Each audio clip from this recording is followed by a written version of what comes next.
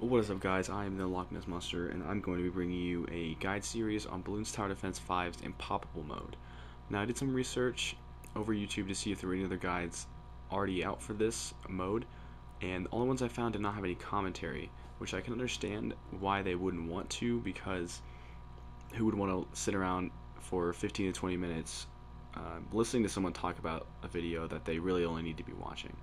But I thought I would at least give you guys an overview of a good strategy to use to be able to pass this mode, and what things you would need for this strategy. Now, the first thing I would suggest having is the Banana Farmer Special Agent, which is really cheap. You don't even need the Pro mode for it. It's really only to collect the bananas, and it's more of a convenience than it is a requirement, in my opinion, because if you're on the PC mode, you can just hover your cursor over your banana farms, and it collects all your bananas for you. But if you're on the iPhone, like I am, then you have to tap each of the bananas every time they come out, which gets very frustrating and very tedious, especially when you're trying to keep up with the rest of your towers. Now, in terms of the store, you're not going to need anything really, because we want to be able to pass these without having to spend any of our real money. So you're not going to need anything out of the store. And for specialty buildings, the main one I would suggest is definitely this dart training facility, which is the building for the dart monkey. Try and get it all the way up. It's not super expensive, but doing all the special missions and just some random missions will give you enough monkey money to be able to buy this. And it's mainly for these last two upgrades. The free dart monkey is very helpful. Saves you a few hundred gold when you start the actual game.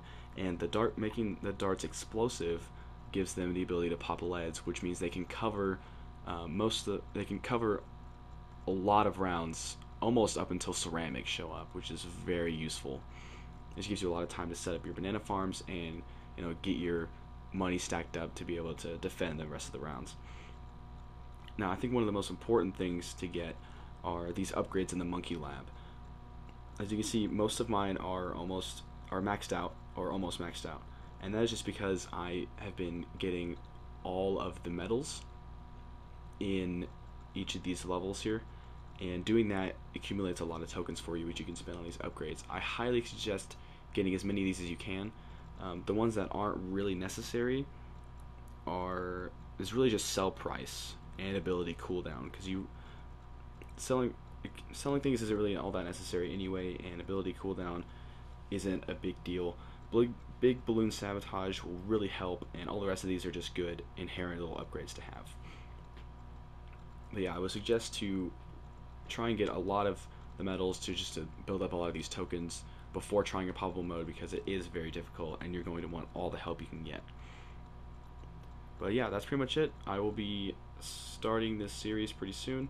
I'll post the first map, Monkey Lane, here sometime in the very near future. And in that video, I'll go over which towers would be good to use and which towers would not be good to use, as well as which upgrades you want for those towers.